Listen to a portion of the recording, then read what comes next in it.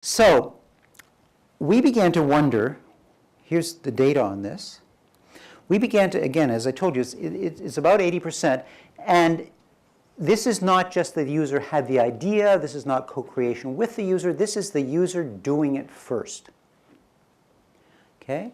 Now, we then became curious as to why on earth the companies didn't know this. What on earth is going on here? And that's why I want you, by the way, in a few minutes to come up with your own examples, because it's easy to look at this, but until you try it with your own experience, you won't necessarily view it one way or the other. You won't know whether you believe it or not. So why didn't these people believe it? Well, something very interesting. This is a user innovation. Okay? This is a particular scientific instrument. It's the first completely automated radioimmunoassay system, which was used in assaying certain things in patients. And a doctor in the University of Virginia had said, I'm going to do a 30,000 patient heart study. And he looked at his residents and he said, all we have to do is 30,000 manual assays. And you yourselves know that you can ask your students to do something once or twice, but if you ask them to do it 30,000 times, they'll automate, right? And so that's what happened. And what happened was they went around the lab and they grabbed pieces of things that were around, they scrounged, and they put it together. So they didn't start with an ingot of steel and work from the left. They sort of said, hey, here's a sampler from something, here's a pump from something, here's a time delay coil, here's the counting well where you measure the reactivity in a computer and so on. And that's what they did. And that's what was copied. Now, in contrast, what the producer made was this. Now, this is inside this. But this looks a lot glitzier, right? It's got a slopey front. That's always important. Room for the logo. I mean, and it's also more reliable, I'm sure, and it has an operator's manual, and things like that. And the interesting thing is that in these companies, the people who were, quote, R&D were product developers. So their entire job, in effect, was going from here to there. So when you ask them who invented the product, they said, we did. Why? Because that's a product and that's not. Right? And then, of course, what happens next is that marketing picks it up and says, buy our excellent XYZ, and before you know it, life is good, and the producer, GE, is again bringing good things to life. Now, once you see this, you see it all over the place. This is farming. Most farming innovations, things that John Deere might say they did, were done by users. So GPS-guided tractors and all that stuff done by users. Time in the winter on your farm. And this was the first center pivot irrigation system. And it was conceptually a big deal because, if you've flown across the country, you've seen these big circles and you know about, right? That's what's causing them. It's not crop circles or fairies. And it's the same principle here. What goes on is they used to take that kind of irrigation pipe that you see there, and they used to lay it out on the ground and irrigate, and then pick it up and move it over 50 meters and do it again. And move it over 50 meters and do it again. That's what they would do. So this farmer said, well, you know what? Tube wells are now cheap. There's a certain kind of well that you just sort of push into the ground with a big pipe. And we've got an aquifer that's 50 meters down across hundreds of miles. We can push in a well wherever we want. And what we'll do is we'll set up this sort of pivot thing, and each one has a well in the center. And it was quite an innovation this person did. It was stuff that was around, but it was sophisticated. So what you see here is that's the pipe that he used in the previous way of irrigating. These are wheels from old farming implements.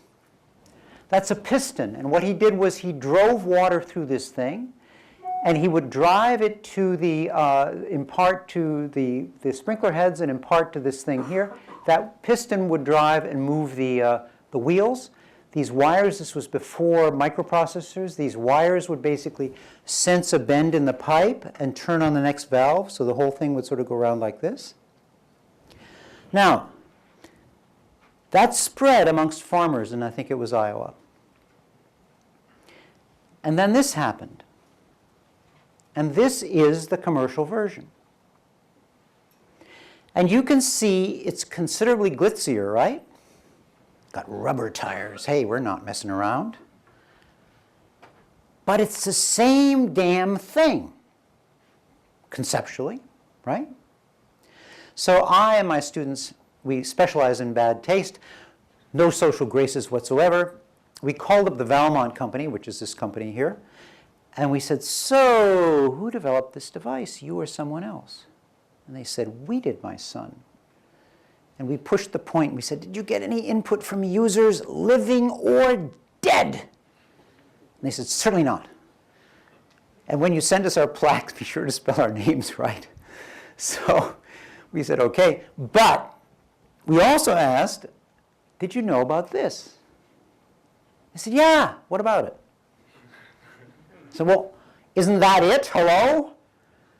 They said, no. I said, why?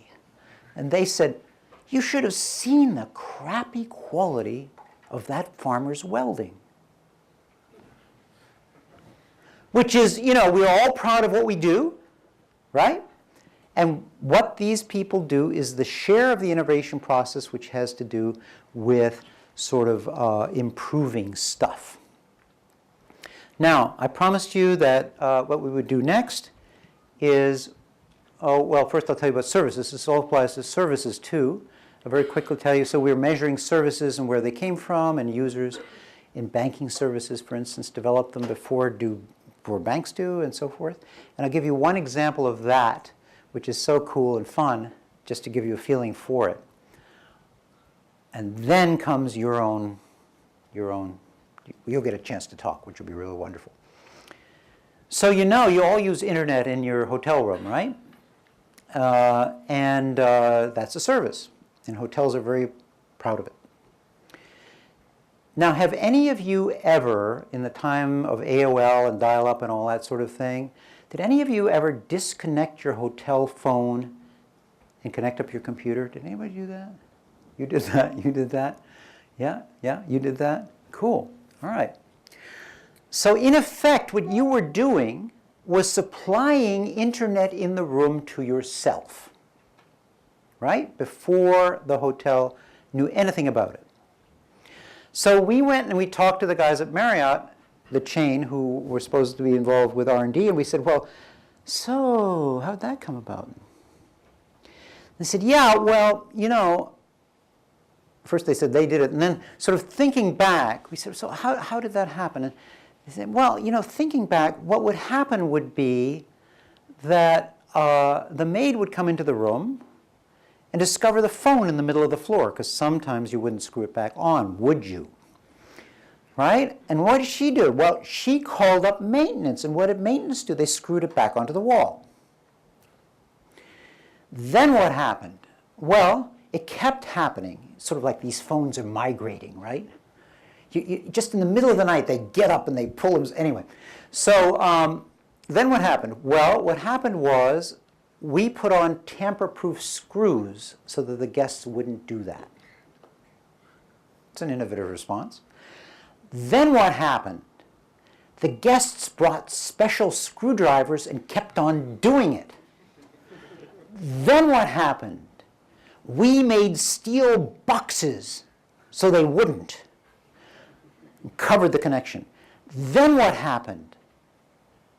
They cut the cord and stripped the wires.